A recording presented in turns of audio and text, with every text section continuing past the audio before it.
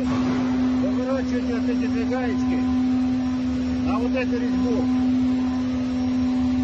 Вот этим наворачиваете. Болтик закручиваете, диск отскакивает. Вот она вот такая вот. Я ее оставляю на старой сушилке.